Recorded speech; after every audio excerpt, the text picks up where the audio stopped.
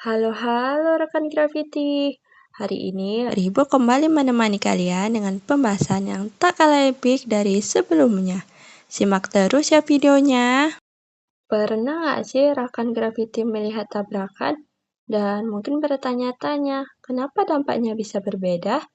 Nah, untuk menjawab itu, kita harus kembali ke masa lalu saat konsep momentum belum benar-benar dipahami. Di masa lalu, orang-orang sudah sering melihat benda bergerak dan bertabrakan, namun mereka masih bingung apa sebenarnya yang dibawa oleh benda saat bergerak, kenapa benda besar terasa lebih kuat, dan kenapa benda cepat bisa memberi dampak besar. Pertanyaan-pertanyaan ini menjadi awal lahirnya konsep momentum. Seorang ilmuwan yang bernama René Descartes mencoba menjawabnya. Ia mengatakan bahwa benda yang bergerak memiliki sesuatu yang disebut sebagai kuantitas gerak. Konsep ini mulai menghubungkan massa dan kecepatan. Tapi rekan Gravity harus tahu bahwa konsep ini belum sepenuhnya tepat. Beberapa tahun kemudian datanglah seorang ilmuwan bernama Isaac Newton yang menyempurnakan ide ini. Ia merumuskan konsep yang lebih jelas, yaitu momentum adalah ukuran gerak suatu benda yang bergantung pada massa dan kecepatannya.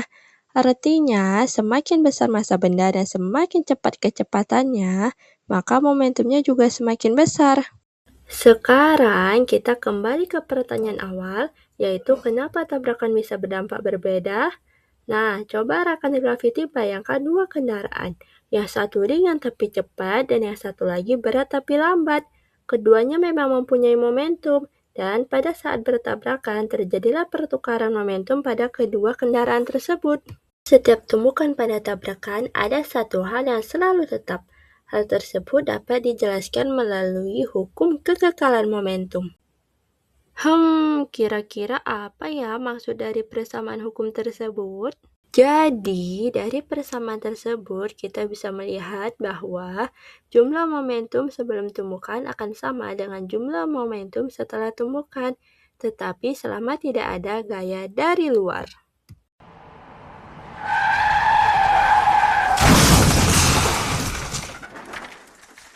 Rakan Gravity, suara keras itu bukan berarti sesuatu hilang loh, tetapi momentum sedang berpindah dari satu benda ke benda lainnya. Inilah yang membuat hasil tabrakan bisa berbeda. Konsep inilah yang digunakan dalam teknologi keselamatan. Contohnya seperti helm pelindung kepala, airbag di mobil, dan sabuk pengaman. Semua ini bekerja dalam cara memperpanjang waktu tumbukan, sehingga gaya yang diterima tubuh menjadi lebih kecil. Dari pertanyaan sederhana tentang tabrakan, lahirlah konsep besar dalam fisika. Momentum bukan hanya angka dalam rumus, tapi cara kita memahami gerak dan dampaknya.